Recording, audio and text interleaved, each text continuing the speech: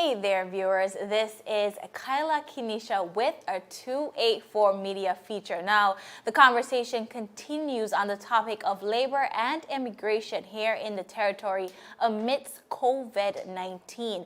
Today, I am honored to be joined by the Minister of Natural Resources and Labor, as well as Immigration, Honorable Vincent Wheatley. But of course, viewers, we have so much to cover, but we'll have to go to a quick commercial break. So this is 284 Media, and we'll be right back. I think you need to clearly see what happened. As far as what? You and we decided we were gonna take our space. What happened? Yeah, and then I got into an entanglement in August. That's what I said. An entanglement. Yes. Yes. An entanglement. Yes. A little entanglement never hurt nobody.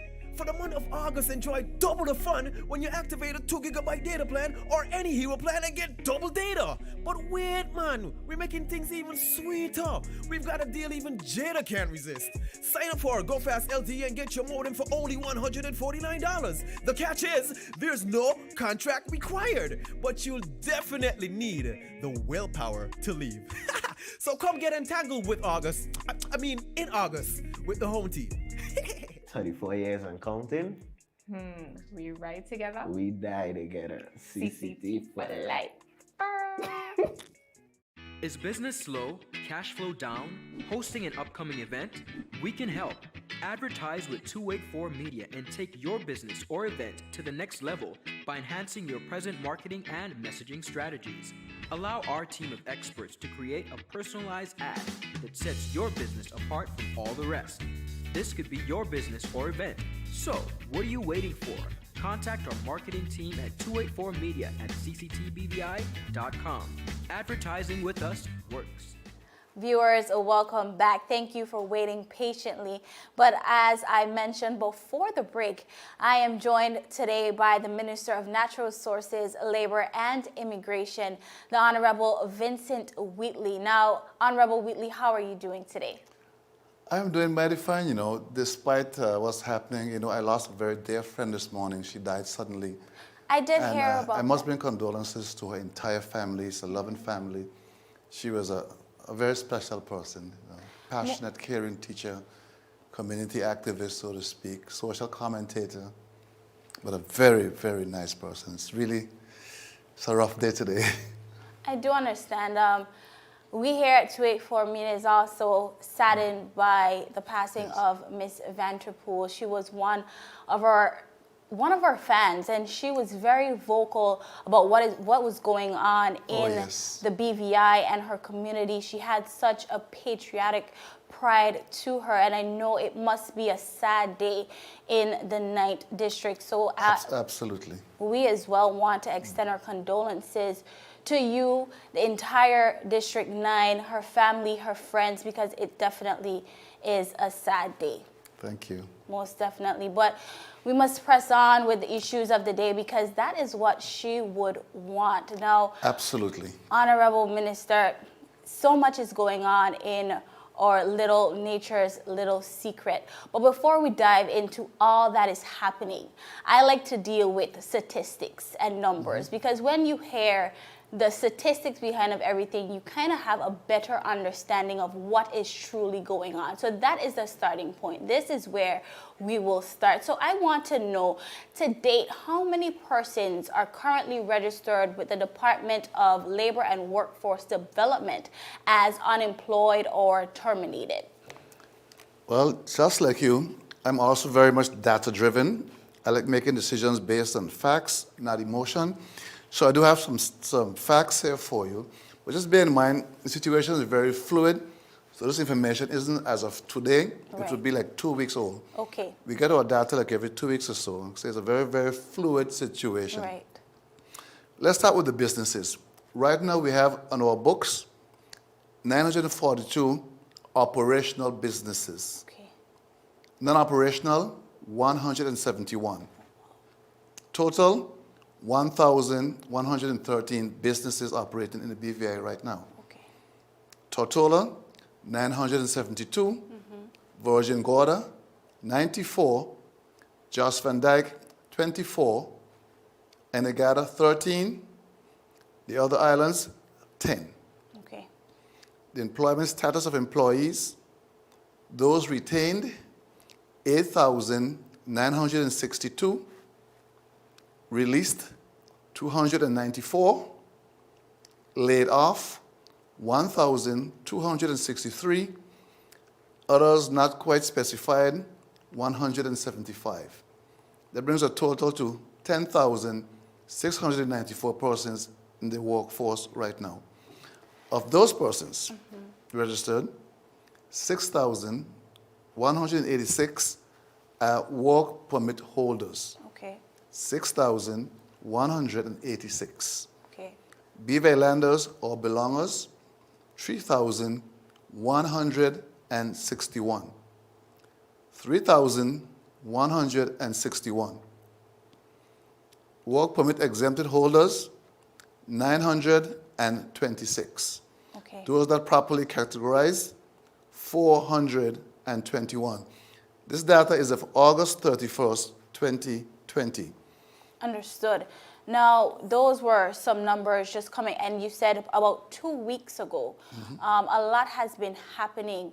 And I think the conversation in general has been surrounding a lot of things that has happened throughout the territory. And I know that yourself, as the Labor and Immigration Minister, as well as the government, has had to make some hard and fast decisions amidst COVID-19. And the mothers on the street is that persons are of the feeling that the government is not dealing with expats or non-belongers fairly. What would you say to this? Let me give you one more set of numbers before I answer that question. Okay, go ahead. Total work permits as of 17th August stands at 8,053. Pending processing due to lack of documents of all laid off status, Okay. 789. Okay. Now, to address your question of the whole workforce situation, we know we have belongers, we know we have persons on work permits.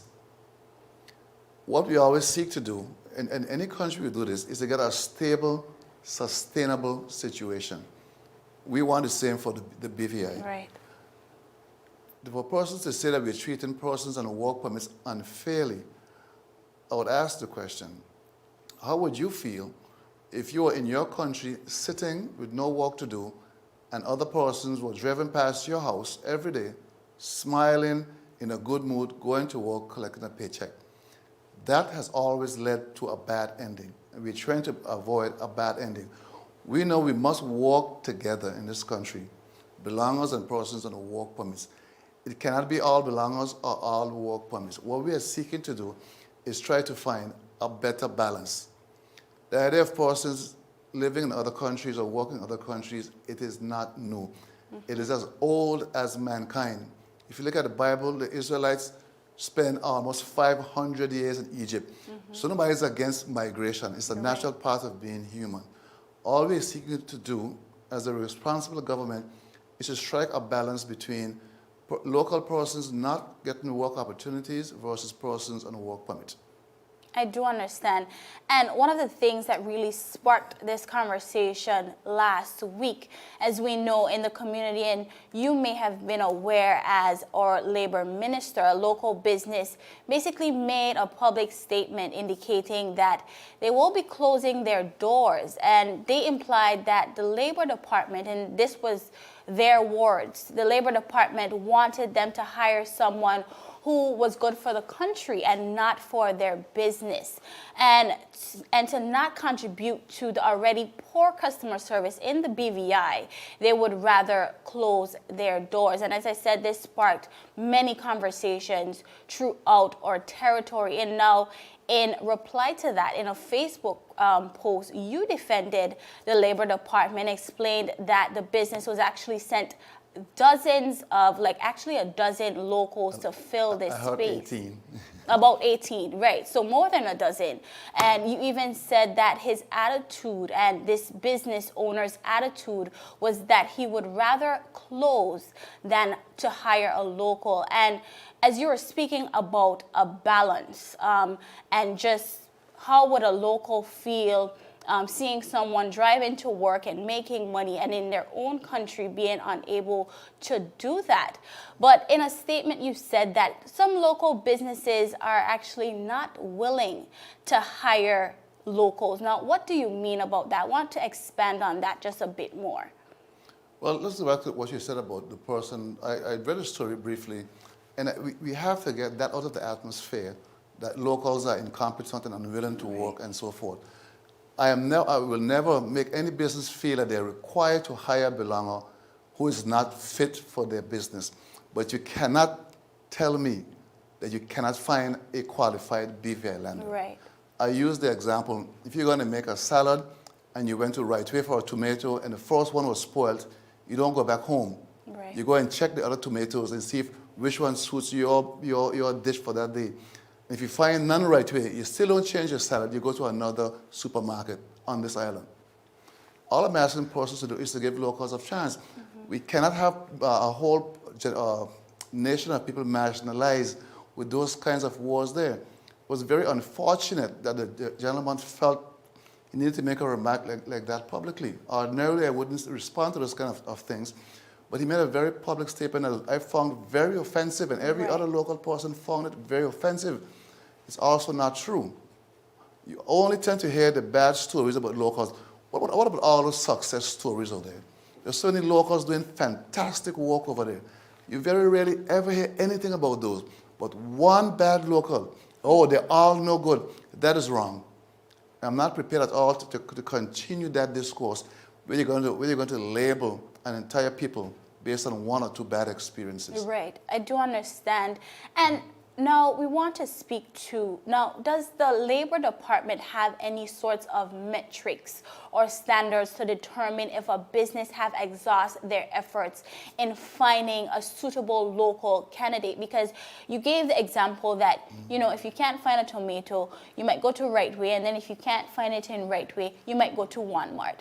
But some persons or businesses might say, hey, I have exhausted all of my efforts. But how do the Labor Department really determine that these businesses have exhausted all efforts and they have truly tried their best to find a local to fill that spot? It's not as easy as it may seem, but you look at the level of job. Let's say you want to find someone, an entry-level person. Guys, I saw one today. This company wanted to hire a greeter for the door. Welcome to my spa. Have a seat. We're going to be with you in 5 minutes. You're going to tell me you can't find anyone, a local person, anywhere in the BVI that you could train to do that simple task? Right.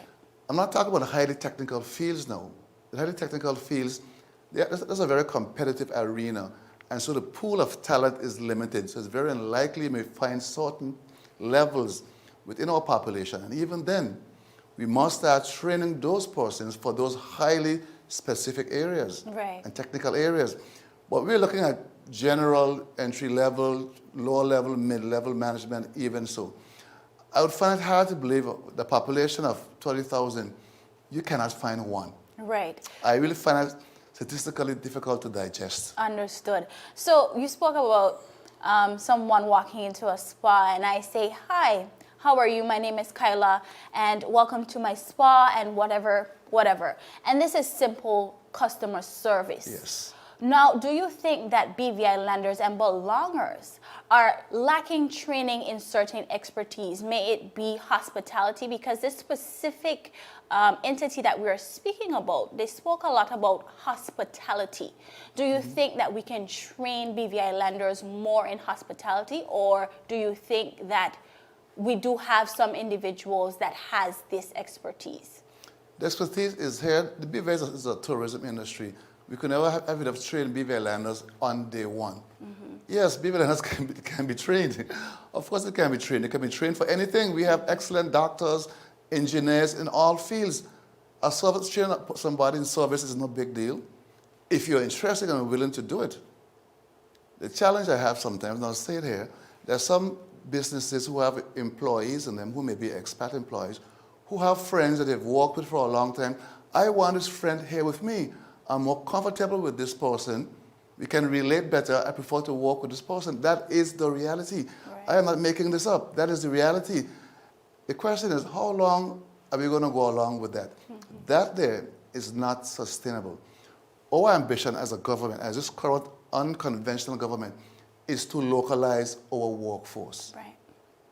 This pandemic that we have here, Miss Rona, they say it's a Mr. Rona, Corona. Because I was Let's just about to believe say, the why gender does she alone, have to be a miss? Coronavirus. Okay. We do not know how long this is going to carry on for. We have to think not just for tomorrow, Right. but also maybe 6 months, a year down the road. What if nothing changes? Right. And we continue to well, I gave you the numbers a while ago. So you saw how many more work permits we have Right. to locals. If that continues to persist, it's going to create a problem. We have several examples of this around the world that we can draw on. We are trying to avoid a problem before it becomes a real problem. I've reached out to several industries to work with us as a government, help us achieve what we are trying to do within reason, which is to localize the workforce. Right. Find that belong. Everyone who today was successful, somebody gave them a chance. They didn't born successful. True. They were not born successful. Somebody saw something in them, somebody gave them a chance. I'm saying to all businesses, let's do the same more than ever at this point in time during this pandemic. Now, let's take this opportunity now to really look inwards and let's start localizing. It wouldn't happen overnight. Right. I don't expect that. I'm saying within reason. I'm not saying every top level manager will be a belonger tomorrow, Right. but that is our ambition. That is our ambition, to make sure we localize our workforce as much as possible, as much as practicable in a reasonable time frame. And we are looking for the partnerships with the businesses to achieve that goal. Right. Because if we continue along the path we are going, we will be forced, like Cayman Islands at some point in time, to impose work permit time restrictions, which could be a good thing for localizing the workforce, but sometimes it could be bad for business. The whole goal is to always find a balance to where there's win-win. Understood. So you spoke about localizing the workforce, and you spoke a little bit about training and private enterprises playing a part in training our locals for certain positions. Now, it sounds easier than it really is because, as you said, with everything within reason. But if we had to sit here today and think on a few steps towards localizing both private as well as the government, what can we do and what steps can we take towards localizing and training our workforce to pick up these jobs and this mantle? That's an excellent question, and I'm so glad you asked it. One of the first things we have to do a proper needs assessment, talent assessment of the BVI. Once we have a good handle on that assessment, the next thing is to get the education system to make this a reality. Training must start in the school at the lowest levels all the way up. Government has a humongous responsibility, and I can't say we've been doing it to the best it should have been done. So I'm not casting the blame on any one side. That's what I kept saying. I keep saying it must be a real partnership, a true partnership between the private sector and government, working together for a common goal to create some balance in the workforce. I think it's a bit skewed right now. And we have to make sure it's not skewed too far to one side. Right. Balance is the keyword. Education is a golden key. It's there in our territorial song. I do understand. Education and training. We are prepared, we are determined to make that move. Understood. Good. Great stuff. Now, as you were speaking about, I would call him Mr. Rona because I'm not taking that one for the women. I can't accept that. I'm not taking that one for the women at all. But you know, the coronavirus and the times that we're in have really, affected the BVI and the entire world. Some of the statistics that you gave earlier, we saw some higher than we would like unemployment numbers in there. And, in the very beginning, the government, in its first phase of the economic stimulus, had its unemployment and underemployment relief. So we want to Yes. speak a little bit about that. In July, you stated that 1,738 out of 7,650 claims were paid by the date in Right. July. Now, do you have any numbers approximately to date? How many claims have been paid out, or how much money have been paid out in claims? Thanks for the question again. I want to take this opportunity to thank the director, the board, and the staff of Social Security. Because many persons didn't realize that this was not necessarily was not planned for. Right. While doing their daily work, their daily operations, they took on this special initiative. They must commend the Premier for pushing this initiative of creating some funds, not to sustain a luxurious life, but to maintain a living wage. I gave an update since that one day, which put the number at around, I think it was 2,500 or something. Right. I don't have the exact figure right now. I should have it by this afternoon. It's around 6,000 now out of 750 claims. Oh, awesome. We are almost there. Okay. But there have been a few hiccups with the system because we had to create a system first of all. Then we had to get the staff to do double up, work morning, noon, night, weekends also, to make sure. Because, persons, you're so right, this pandemic has brought so much suffering and so much struggle and hardship upon the lives of people, and it's really, really heartbreaking that we couldn't get relief to them sooner. Right. But some persons have gotten relief, and hopefully, before this week is done, we should have all claims submitted, paid out. Awesome. And then we're going to go and again reassess the system and see if it worked the way it could have worked, how to make it better, how to make it more efficient, and then to make a long-term solution. Because the fact that it's happening now means it can happen again. We want to be better prepared for anything like this next time. Right. But even so, we spoke about the fact that right now we do not see in the near future coronavirus is going anywhere fast. And, the unemployment relief program was only for 3 months. 3 months, yes. Yes. So does the government have any intentions or plans of sustaining the unemployment relief program, or giving out any more opportunities or relief to persons who are still unemployed after this time? Once we finish this first phase of the unemployed and underemployed, we're going to do an assessment of it.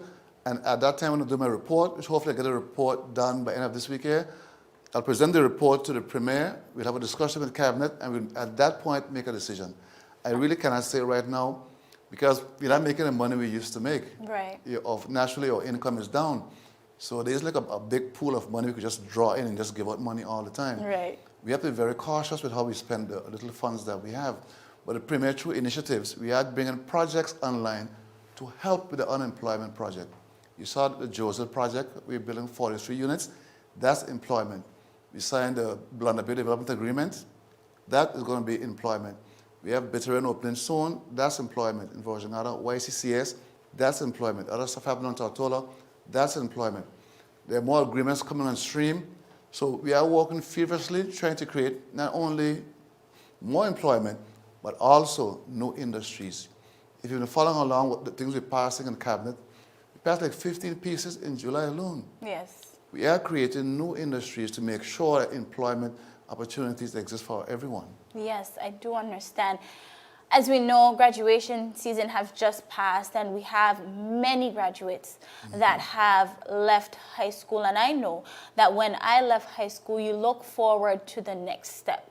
What would you say to those graduates, both college, university, high school students who are now entering the workforce and really unclear and unsure of their faith as it pertains to getting a job? What would you say as the minister responsible for this area? Yeah, so you must know, every day I get several calls, Minister, I need a job. Minister, I need a job. All of us get these calls every single day. As you leave your doorstep, your phone is going. But I must commend the Minister of Education for starting back the scholarship program.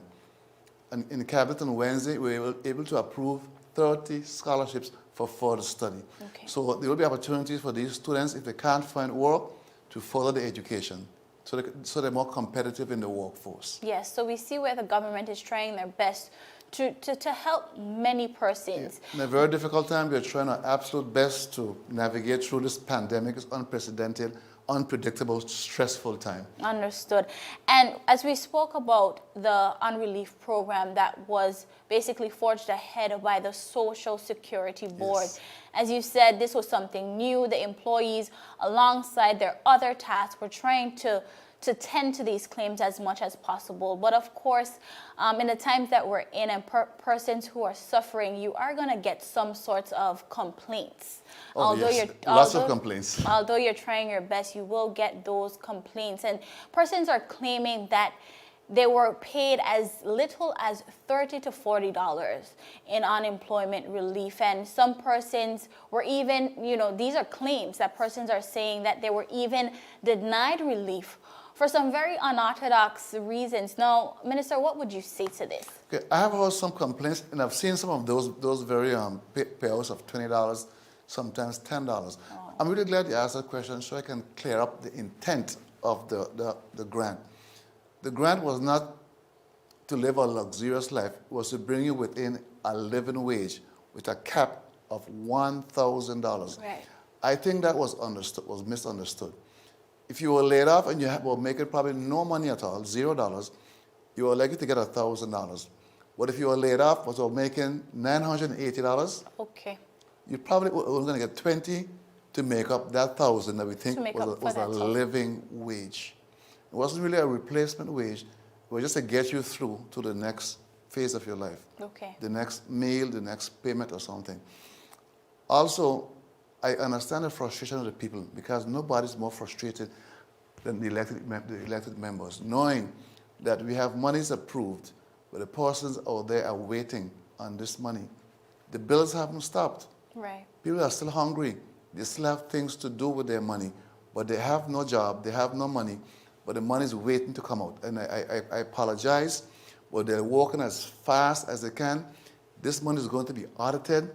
We cannot afford too many mistakes. I humbly apologize for the wait. We are pushing to get our money out as quickly as we can. Checks should be issued as early as this week right here. Right. So those of you who have been waiting, I apologize. I understand the frustration of needing your money to pay your bills, to buy food, whatever you have to do. We're doing the absolute best that we can. We do understand. And I'm glad that you spoke about being audited on this money because, of Yes. course, the times that we're in, but we still have to ensure transparency and accountability. And I think persons are asking and wondering, why no? Why no is the government asking businesses and persons to be in good standing and to have all the relevant documentations and asking for all of these things? And persons are asking, why this level of bureaucracy in these times? People are hurting. Why do I have to now find 1 million documents to submit when I am hurting? So let's speak a little bit to that. Okay, I think I understand what you're trying to ask, but you asked the question the wrong way. Okay, tell me. These documents are not new documents. Any viable running business should always have these things. Businesses over the past have been allowed to exist running the businesses improperly. We are Right. saying in this era, you need to get your business back in line with best business practices. Right. We didn't realize the extent to which was going to cause, which businesses were non-compliant. I honestly thought it was maybe around 20 or 30%. It was much higher. Okay. And I mean, we're not trying to make any business life harder. The pandemic is doing a good enough job. But we want businesses to be compliant. Now, the issue of accountability. I have a little thing I'm working on called the weaponization of accountability. What I have discovered is accountability is being used against recipients of services. Okay. They're using accountability in a way to work negatively against productivity. Okay. I understand. So persons, I still want to go a bit further with this question because although persons and business owners understand that I should have been in good standing all the time, I should have been compliant all the time. And as you said, you did not know the level to which businesses were not keeping up with these level of documentations and what so on and so forth. Persons are asking, why no? Why does the government now need to have all these things if I am suffering? Why do I have to know? I already don't have money. I have to know, go and pay to get into good standing. You know, if it were you and I tell you, well, here's some money, go help these persons out there, and I didn't do any checks about him, Right. you would be the first to come back and say, well, how come you get this person this money here and you knew they owe Social Security, you knew they weren't paying the taxes, you knew this, you knew that.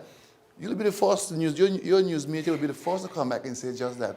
How come government is so careless to go and give out relief funds to delinquent businesses? It was not designed to harm any business. But when you're being audited, you have to understand what the audit looks for, that you are compliant with the system that you as a government has in place. So when the government is going to take taxpayers' money and give to a delinquent business, you open up yourself for a lot of criticism and attacks from all quarters. I understand the hardship part, that was not the intention. But when you're being audited, you have to be very, very careful how you handle the finances of the country under an audit. Understood. And Honorable Minister, we are here to just, and I am here to just ask all the relevant questions because I want you and the viewers and the whole territory to understand, because these are the concerns of the people. So I'm really glad that you were able to clarify that, because we don't want persons to feel like they are being treated unfairly, but there is a reason for everything and why things are running in the way that they are. But before we close out, I want to speak a little bit about phase 2 of the restricted border reopening plan. Now, we were talking about documentation and persons having to possess the proper documentations to re-enter into the territory. So this is work permit holders, work permit exemption holders, persons with residing person status and dependents. So I want to speak a little bit about that. What do people need to start this process to re-enter into the territory? There's going to be an online platform, just like we did for the belongers. It's not quite ready yet. It should be ready by September 1st. They're doing some testing, I think, tomorrow on that system. So once the system is up and available, we'll do another bulletin. I'm here reading the things now. We'll do another bulletin explaining, here's the site where you go to put in the relevant information to register to come in. It'll be just like last time with belongers. When you registered online, you go through the health protocols, make sure we know where you're staying, make sure your security is in order, make sure the quarantine place is approved, and so forth. For those on work permits, we have to make sure you're coming back to a real job, not a fictitious job. We have to make sure that that company, again, is compliant with all the things we say companies should have when doing business in a BVI. We also want a person's certificate of earnings, because that is further proof that the person was legally and gainfully employed prior to leaving. Understood. And there's a price now attached with quarantining. Can you speak a little bit to this? That price, before we get to phase 2, the government was paying for the quarantine costs, which are several pieces add up to the total cost. Like I said, there isn't an endless pool of money that the government can use to just continue paying for quarantine costs. So we kind of figured out what the administrative costs, what the cost of the security and so forth might likely be. And then we came up with the average. It's about $2,500 for a government quarantine and about $3,500 to a private quarantine. That's administrative costs, security costs, transportation costs, and so forth. Understood. Now, Honorable Wheatley, before we leave. And the key here is a healthy BVI. Agree. Health is first over everything else. I agree with that so much. Now, before we leave, is there anything you want to leave with the viewers, your constituencies, the people of the 9th District? Well, I always want to thank the 9th District for putting the confidence in me to represent them.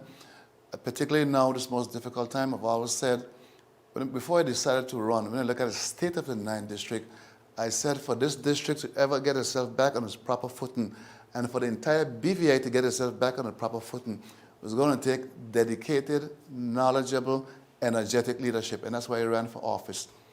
If you go to the 9th district now, you can see many things are happening in the 9th district in terms of recovering from hurricanes of 2017.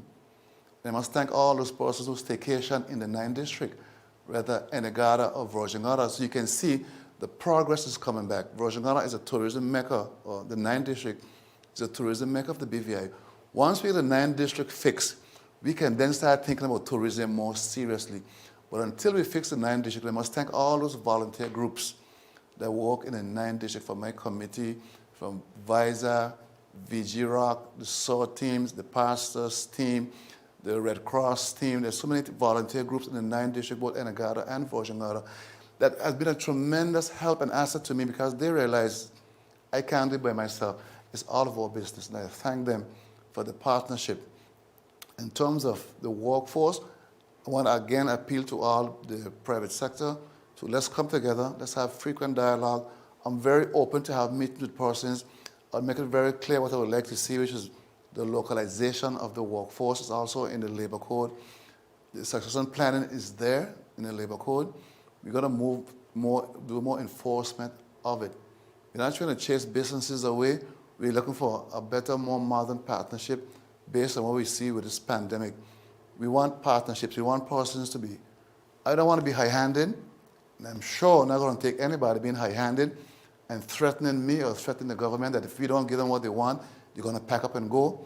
That's not the attitude we want at all. We want to work together to make the BVI the best possible place. Right now, I think we're doing very well in terms of controlling the pandemic. We want, when this is over, this is a preferred destination to come to. That's all we are trying to do. Make sure people are meaningfully employed, gainfully employed. We have a healthy and safe environment. And when we are finally ready, we have a tourist. I want to see every hotel full, every yacht sailing, every villa full. People in the place, so business can come back with some kind of normalcy. But it's going to take a lot of togetherness. Government doing what it needs to do, as well as the private sector do what it has to do, as well as the people of the country realizing that we stand on the blood and the ashes of our ancestors who went through a lot to bring the BVI to where it is right now. And we owe it to them. To when we say are born here, it means the best quality, the best standard, the best ambition, the best of everything. That's what that should mean. Thank you so much, Honorable Wheatley. Viewers, you have heard it here today with the Minister of Natural Resources, Labor and Immigration as we continue the conversation surrounding labor and immigration in the territory amidst COVID-19. Of course, I am Kyla Kinisha. Have a great day.